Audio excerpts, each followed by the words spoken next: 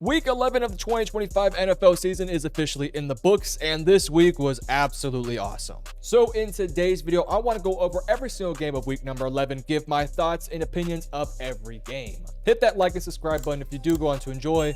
Let's hop into it. And we are going to begin with our Thursday night football game between the New York Jets and the New England Patriots. I'll keep this one short since it's been a couple days, and look, there's not a whole bunch to take away from this. The Patriots have had a fairly easy schedule up to this point, but I'm not going to take anything away from them. They got big wins versus the Bills, big wins versus the Buccaneers, and in this game, they handled their business throughout. At no point was I worried about the Patriots potentially losing this game. Yes, the Jets were able to keep it close throughout. It wasn't like a complete blowout or anything like that, but it always felt like the Patriots at some point were going to pull away, and they did so in the fourth quarter. Drake May played great, made multiple plays, especially towards the second half of the game, especially in the second quarter as well. Travion Henderson with a really big day, 2 touchdowns for him. Stephon Diggs over 100 yards. And then on the flip side for the Jets, I really would have liked to have seen Adonai Mitchell get a bit more going. He had some opportunities. He just couldn't quite capitalize. Him not capitalizing has kind of been the story of his career so far, so hopefully he gets a bit more comfortable, can make some more plays, because they really would need him to step up to be that number 2 option next to Garrett Wilson. I thought Fields was fine. I know the numbers weren't great, but I thought he was for the most part okay. Breece Hall made some plays. Justin Fields ran the ball effectively. It was an okay game for the Jets. You know, I was happy to see them stay in this game, but when you're going up against a great team like New England, it's always going to be tough. For New England, you didn't play with your food. You got the job done. They look like one of the best teams in the NFL this year, which is crazy to think about. Next up, we have the Washington Commanders going up against the Miami Dolphins. So I'm not going to sit here and lie to you guys. I was not looking forward to this game much, but it was an overtime game, and it was kind of a back and forth matchup. Devon Achane had a big day. Tua was a bit more quiet, but no turnovers, which is always a good thing for this Dolphins offense. The defense played really good in this game. They held Washington in check, just 379 yards through 5 quarters. Washington had 2 turnovers, including the costly one in overtime that allowed Miami to win the game. Washington had some chances, man. Field goals, turnovers, all that sort of stuff kind of hurt them in this matchup. For Miami, it's clear this Dolphins team is actually starting to really improve. Their run defense has gotten significantly better, although in this one, Chris Rodriguez got some things going.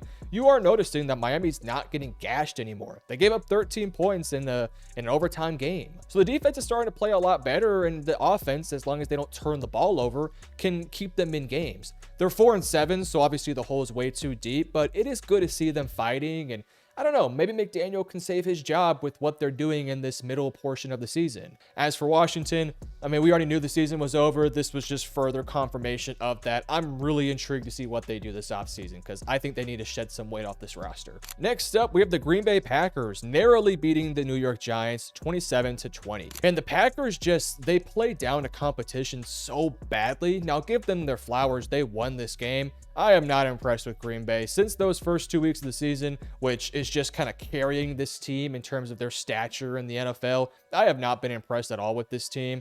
They were bad last week versus the Philadelphia Eagles, at least offensively. And then this week, look, it was just not a pretty day. Jordan Love did get injured. He would return into the game. I thought Malik Willis looked good when he got some opportunities. Josh Jacobs also missed a big chunk of this game too. Hopefully he's going to be fine long term, because he was playing really well in the first half of this game. Just not so great performance from this offense. You finished the day with a total of just 296 total yards. No turnovers, which is good, but I mean, got sacked twice. You punt the ball 4 times. You only had 24 minutes of time of possession. Whereas you look on the Giants side of things, and of course we knew this offense wasn't going to be anything special, but I thought there was moments where Jameis got some things going, and I kind of feel like we went through the Jameis Winston roller coaster, the roller coaster of, wow, look at Jameis, and then other moments where it's like, Jameis, what the hell are you doing? And it was just kind of like that throughout the day. Jameis held onto the ball quite a bit. Micah Parsons made some plays. If there is one thing Micah can do, when he goes up against these bad football teams, Micah can completely take over. And he did so a little bit in this one, making some big time plays. Still though, not a great win for Green Bay. I thought they could have played better. And as for the Giants, I was happy to see them fighting. They had a chance throughout.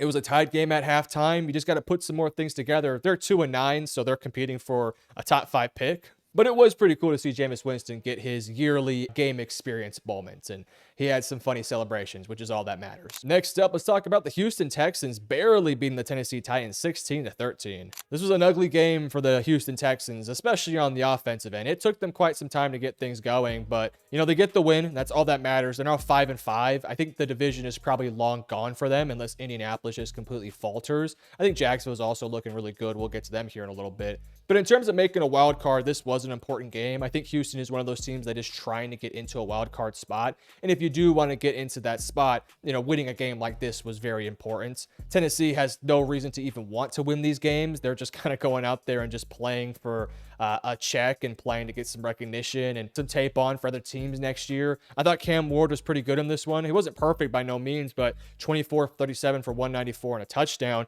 And he's doing that with the ground game, where Tony Pollard and Tyjae Spears, 14 carries combined for just about 25 yards. You're not going to win a lot of football games like that. But going up against a defense in Houston that is incredible, they didn't have any interceptions. They didn't have any horrifically bad plays. They had a fumble and a couple of sacks, but how much can you put on Cam Ward on that one? I thought he did fine in this game. There's no support around him, a new coaching staff, interim head coach. Like, there's nothing he can do about this. So for that, I thought he did a decent job. And I also thought their defense did a really good job too. They sacked Davis Mills 4 times. They've forced 5 punts, 4 of 13 for the Houston Texans on third down. Thought the defense kept them in the game, but the offense is just so bad, and there's no support around Cam Ward. There's like nothing they can do to win games. So shout out to Houston. You get the win. CJ Stroud hopefully can return and start playing healthy and can keep this ball rolling a little bit. Next up, one of the games of the day, the Carolina Panthers defeat the Atlanta Falcons 30-27. So I'm going to focus more so on the Panthers side of things more than the Falcons side. But for the Atlanta Falcons, really disappointing that Penix went out in this one because Penix was playing very well. And if Penix was healthy, I do think they win this game. But Kirk Cousins went out there, and it wasn't like Kirk was horrendous or anything like that, but Kirk is just not a good fit for this offense, especially with how limited mobility-wise he is. He just clearly does not look comfortable with this offense, and he didn't play that great. Now, he did lead a couple of drives and gave them some chances, but it was just tough. Once Michael Penix went out, it was kind of over for the Falcons. But again, I really want to focus in on the Panthers side of things. I want to give full credit to Bryce Young. Bryce Young had, in my opinion, one of his best games of his entire career. Was not perfect. He took a couple bad sacks. He got sacked 5 times, but no interceptions. He had over 400 passing yards, 448 passing yards, 3 touchdowns, played efficient. The ground game didn't get going in this one. Rico Dowdle had 45 yards on 19 carries. Chuba had 21 for 4 carries, but he put the team on his back. Made multiple big plays down the field, which is really what you want to see from Bryce. Get the deep ball going a little bit, because when you get the deep ball going, this Panthers offense is really tough to beat. And he showed out in this one. Ted McMillan had a big day, 2 touchdowns for him. Xavier Legette had a big day, touchdown for him, one of the big plays down the field. Rico Dowdle made some plays. By the way, I don't think his foot was out of bounds. I think he was in bounds, but maybe I'm biased. He's on my fantasy teams, but I really didn't think he was out of bounds on those ones. So that happened. And then Tommy Trumbull with the big play in overtime, really impressed with this offense. Now, I'm going to say it again. They did this a couple weeks ago where they blew out the Atlanta Falcons, and then the following week, I believe they got blown out themselves. It's time to see the consistency. Bryce Young has not been great this year, but he's had moments and glimpses, this one being another one of these big major moments. Can he put it together for the rest of the year? I don't need 400 yards a game, but can I get 200 with, limited turnovers with, what do we got, 7 games left or something like that? Can I get 12 touchdowns the rest of the way? I want to see Bryce start to cook a bit more. This was an awesome, impressive game where his playmakers got going. Let's get more of this. We need more of this Bryce Young, because if you can get more of this Bryce Young, it answers a lot of the Panthers' questions. So shout out to Bryce. He balled out in this one. For Atlanta, boy, 3-7. It might be time to clear house in the coaching staff, because this is unacceptable. It is unacceptable for how talented of a team they have. Next up, let's talk about the Chicago Bears going up against the Minnesota Vikings. Pretty ugly game, all things considered. Pretty ugly. Minnesota couldn't get things going offensively. And look, I hate to be the guy that is the JJ McCarthy quote-unquote hater or anything like that. JJ is just not playing well. He's just not. And I get it. He's young. He's in his 2nd year. He's basically a rookie because he didn't play last year. But the Minnesota Vikings are a team that has a lot of talented pieces. Justin Jefferson, Jordan Addison, Christian Darrisaw, some good backs, Aaron Jones, Jordan Mason, a really good defense. and they're 4-6, and the offense just scored 17 points. And there's moments where for JJ, you can tell he's just resting. He's trying to force things, and he's missing some deep balls. He's not reading coverages properly. Like, the interceptions he had today were not great. They just weren't. And I like his potential. I think he can be a good quarterback, but frankly, I just don't think the Vikings are a great spot for him in terms of, you know, his expectations and what he is right now. And unfortunately, it showed up in this game where it just didn't play great. And on the flip side, Chicago, they played fine. I mean, they didn't make a ton of plays out there. It took them a little bit to get going, but in the spots where they did make some plays, it was nice to see. I thought Caleb had a fine day. Also 16 of 32, but didn't have any turnovers. They ran the ball decently enough. Kyle Monungai made some plays, which has been really fun for him to get going. He wasn't the most efficient running the football today, but a lot of those gritty yards he got. DeAndre Swift's been really good. Wasn't the greatest offensive day, but Chicago's defense made a ton of plays. They can force some turnovers, and they can get after the quarterback a little bit. And on the flip side, look, Minnesota's defense played well. They played really well. They held Chicago to just 300 yards basically on the day. The offense just can't do nothing. I mean, they just can't do nothing. So Minnesota's in a weird spot. Chicago's on a roll, though. They're 7-3. They are potentially going to be first place in the division, depending on what happens in Sunday Night Football. So good for them. Next up, let's talk about the beatdown of the week. The Jacksonville Jaguars, 35-6 versus the Los Angeles Chargers. Boy, this was not on my radar. I just did not see this one happening. I thought the Jaguars might be able to keep in this one, but they dominated them just from top to bottom. And it wasn't like Trevor Lawrence was that good. Trevor was largely kind of okay.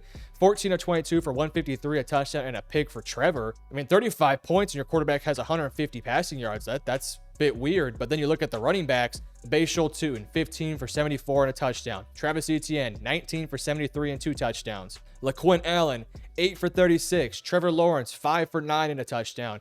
I mean, they had more rushing yards than the entire total yardage of what LA did. LA had 135 total yards compared to 192 rushing yards for the Jacksonville Jaguars. And it wasn't like there was a bunch of turnovers, and it wasn't really like special teams were like the biggest factor. They played a factor, but not like the biggest factor.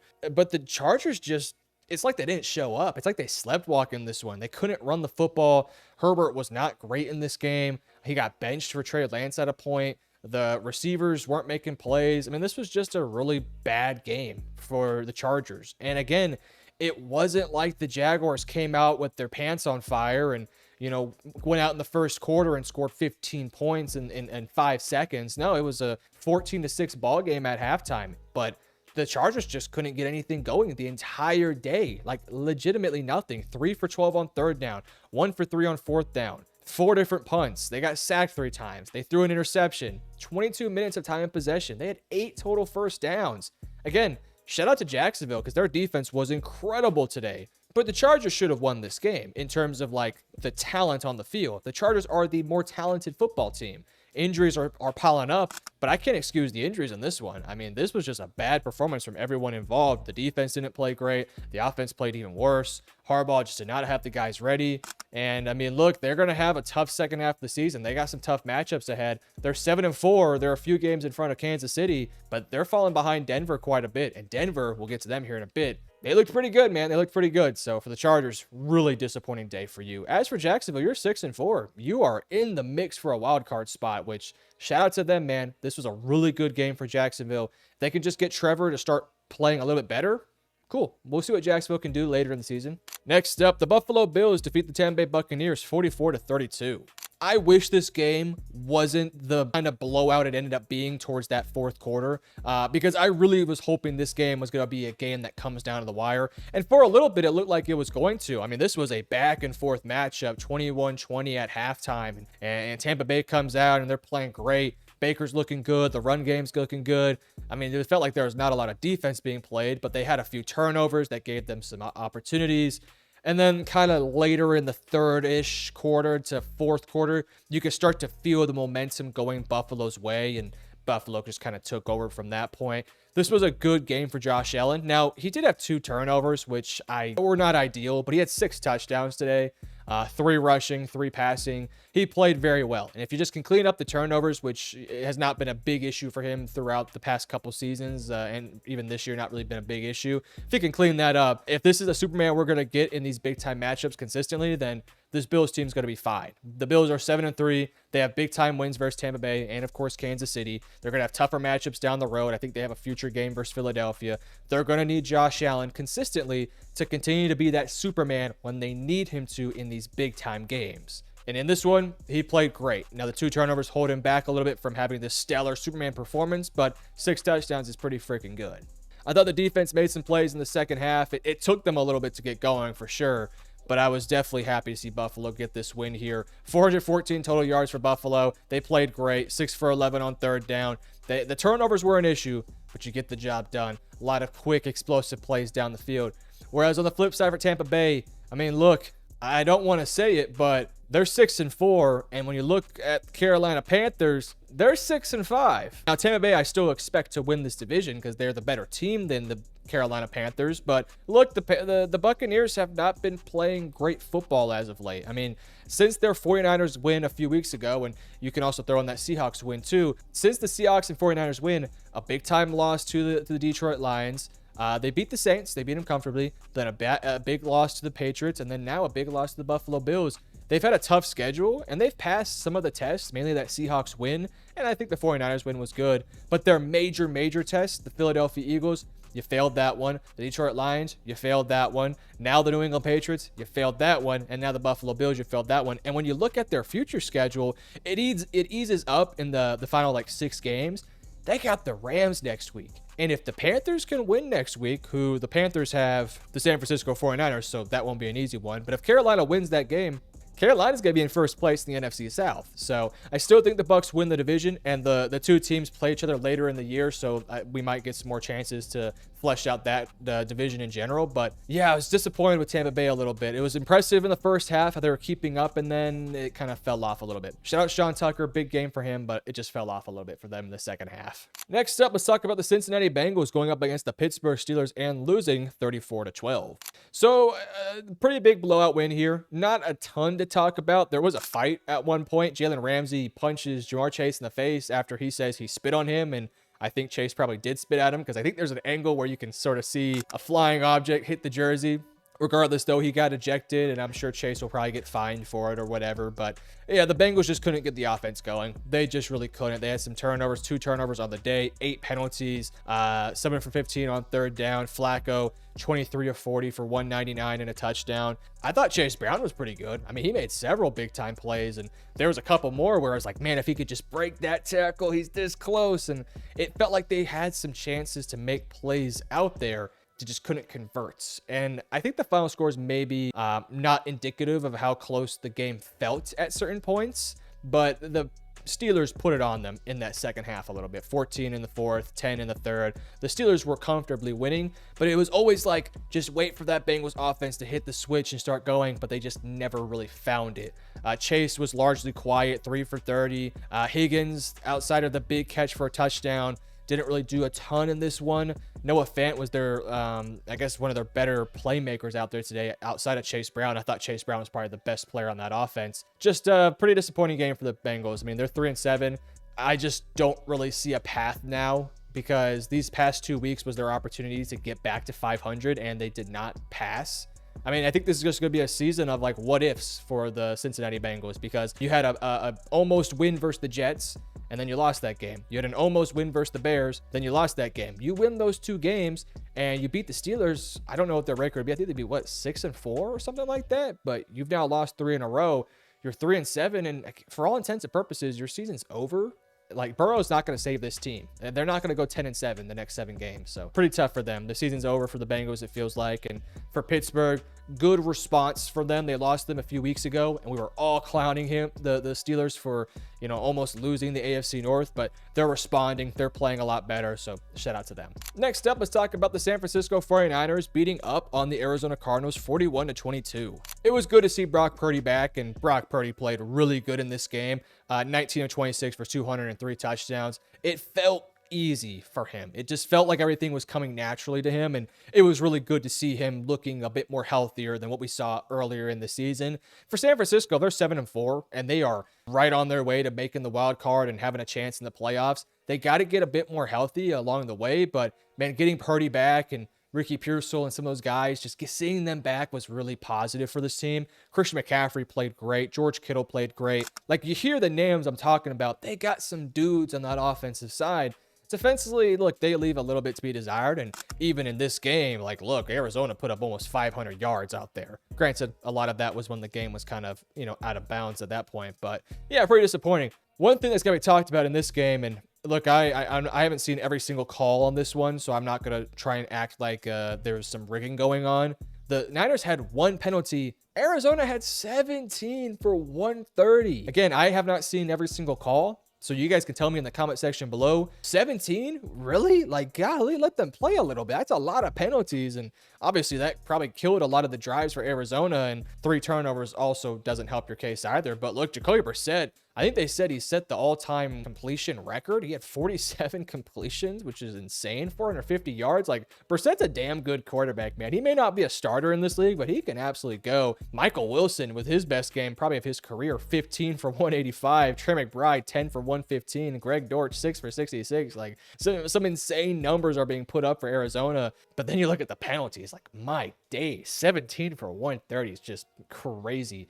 So San Francisco, look, I mean, you gave up a lot of yards. The defense for San Francisco is not going to be great against good competition because they just have, like, they're just banged up, and it's going to be tough for them. But hey, big time win here for them. They're 7-4, and they're right on their way to making the playoffs. Arizona, man, wow, what a bummer of a year. I had them making the playoffs this year. I'm not going to lie to you, or at least coming close. They're 3-7, and I mean, you're going to have to change your quarterback next year. It's not going to be Kyler. It might be Brissett. We'll see. And, we'll see about Gannon because this is a bummer year for him and that team. Next up, the LA Rams defeat the Seattle Seahawks 21-19. This was a weird football game because neither team really played great. I mean, really, neither team really played that great. I feel like Seahawks fans are going to be pissed the hell off after this game because, man, they had over 150 more total yards on the day.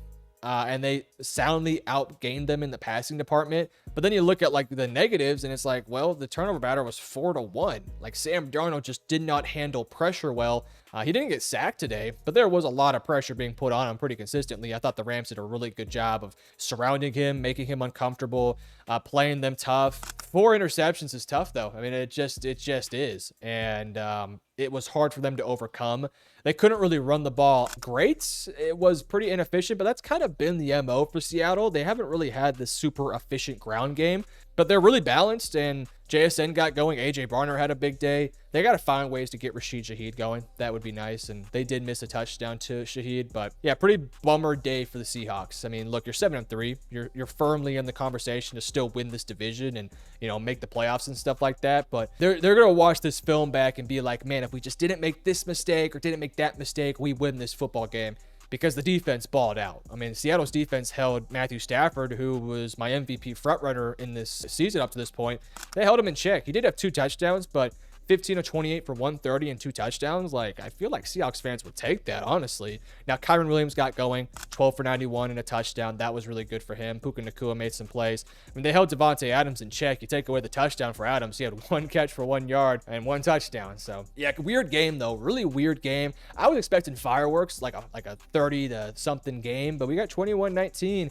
Seattle had a chance to win it with the field goal late, but they just didn't have enough leg on it, and it went right, I think, to the right. So, bummer day for Seattle. Bummer day. All right, next up, let's talk about the Denver Broncos defeating the Kansas City Chiefs 22-19. This was a really fun game and a back-and-forth game. Like, it felt like whenever Denver had a response, Kansas City would have a response, and when one team couldn't convert, the other team also couldn't do it. It was just kind of a back-and-forth game where you could tell these are 2 very good football teams with 2 excellent defenses and enough playmakers on offense to keep these games close and fun to watch, and it was a fun back and forth game. Clearly, I do think Denver had the defensive advantage. Their defense balled out today, man. They really did a great job holding Mahomes in check. They had the interception, which was a big drive because that thing was going towards the red zone.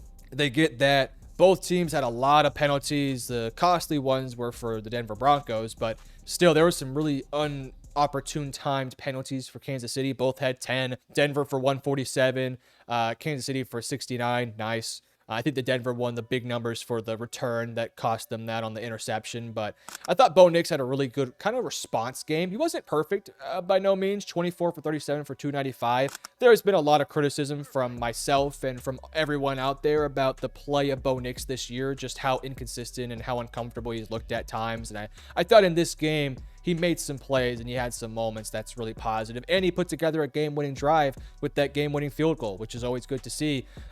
In big moments, you want to see your playmakers, you want to see your guys step up. And I thought for the most part, Bo Nix did that in this game. It wasn't perfect by Bo. It wasn't perfect for the entire team, but they made some plays. They really couldn't run the football in this one, and not having J.K. Dobbins the rest of the way is going to be an issue for them because right now it's R.J. Harvey and Jaleel McLaughlin, and that's it. And you can't make any trades now, so the Dobbins injury is going to be really, really tough for them to overcome. But, man, this is a 9-2 ball club. Like, they are in the conversation to be the #1 seed in the AFC. And they're now 4 games with the tiebreaker above the Chiefs. The Chiefs are 5-5. The Broncos are 9-2, and we got 7 games left, and I don't see the Broncos losing 3 or 4 more games, so I think Denver is having a really good chance of winning the division this year. This was a huge game for both these teams, and I thought Denver was just arguably the better team throughout. They just were. They made some mistakes, but they didn't make as many mistakes, and that's not something you typically say when you watch these Chiefs games. The Chiefs have not been good this year. Let's just keep it a stack. They have had moments of greatness and moments where it's like, that's the Chiefs we know.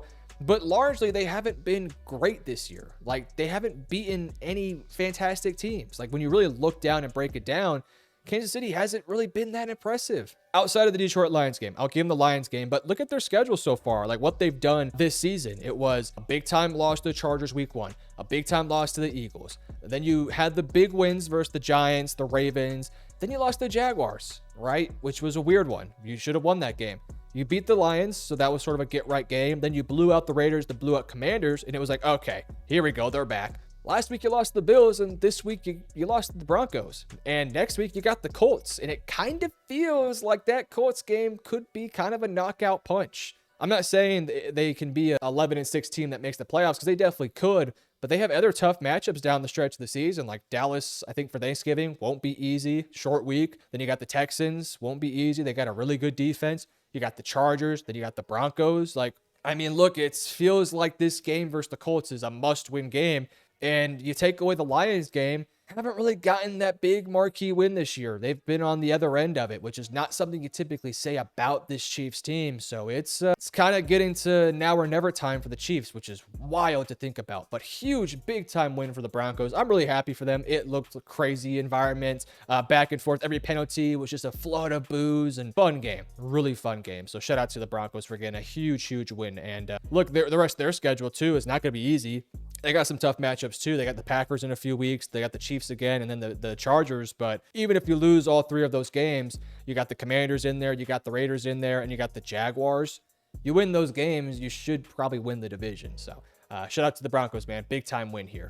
And lastly, let's talk about the Baltimore Ravens defeating the Cleveland Browns 23-16. So yes, we got the first look at Shedeur Sanders, and boy, now we know why he was benched, and he played bad. All right, now I do want to give Shedeur a bit of a break here, because he was thrusted into a game where he probably wasn't fully prepared for. Like, the Ravens are a good team, like a really good defense. That I shouldn't say that. They're starting to play like a really good defense. They haven't been for most of the year. They're starting to play a whole lot better. But Shedeur was bad. I mean, he was bad. Ate some bad sacks. He was 4 of 16.